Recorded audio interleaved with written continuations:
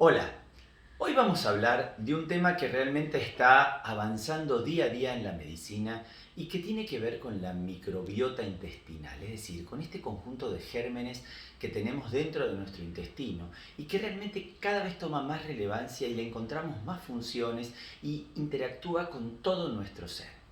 Este tema de la microbiota, ¿sí?, pasó de a poquito a tener cada vez más relevancia y se empezó a investigar cada vez más y se encontró que en la leche materna tenemos prebióticos y probióticos que le pasamos a nuestro lactante. A partir de ahí se revolucionó todo y se empezó a investigar y se descubrieron un montón de términos, aclararon, mejor dicho, un montón de términos que se empezaron a nombrar y que muchos no sabemos qué significan. De ahí la importancia de esto. Entonces, ya les introduje un término, microbiota, que es el conjunto de gérmenes, ¿sí?, de bacterias que tenemos en nuestro intestino interactuando y manteniéndose en un equilibrio perfecto y que logran efectos benéficos para nuestro organismo.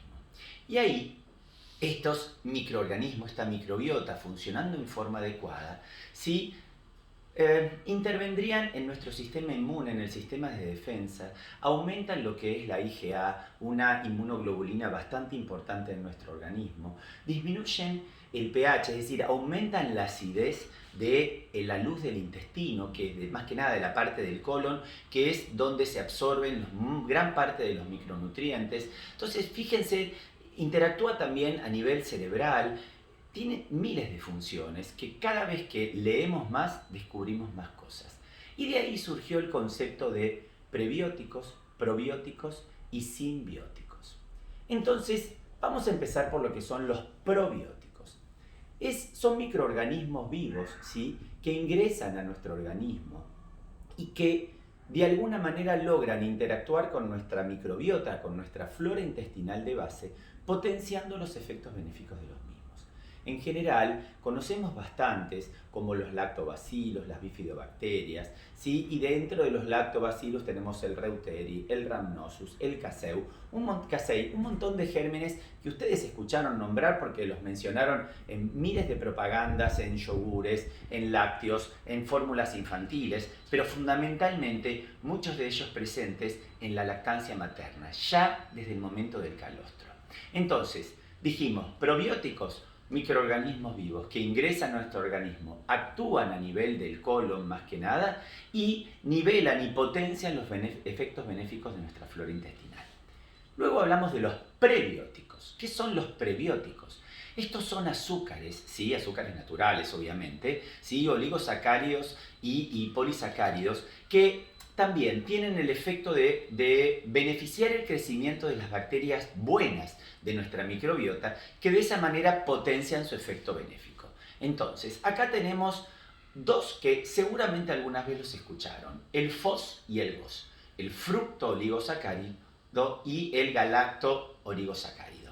Estos dos, también presentes en la leche materna, van directamente también a la luz intestinal, favoreciendo este desarrollo y mejora de la flora intestinal, de esta microbiota intestinal que tenemos, y de esa manera potenciando estos efectos que yo les había mencionado anteriormente. Ahora bien, prebióticos, ¿sí?, tenemos en un montón de alimentos. Yo creo que va a ser más útil que decirlos acá. Está presente en verduras, está presente en frutas, está presente en ciertos alimentos que comemos a diario.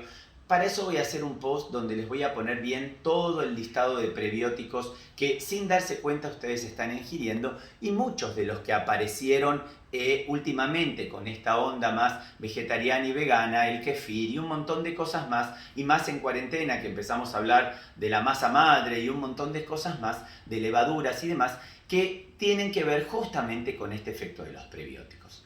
Y luego finalmente tenemos los simbióticos, que es la administración de prebióticos y probióticos en forma ordenada y compensada, que hacen a la vez de potenciación de la microbiota intestinal. Entonces, lo que podemos tener en cuenta es: esto está cambiando la medicina, cada vez hay más investigaciones, tenemos microbiota, ¿sí?, tanto en el intestino, en la piel, en la vagina, en un montón de situaciones de nuestro organismo que venimos descubriendo cada vez más, y cada vez encontramos más efectos benéficos. Este es un tema para investigar, es un tema para empezar a leer realmente porque vale la pena y van a descubrir un montón de cosas buenas.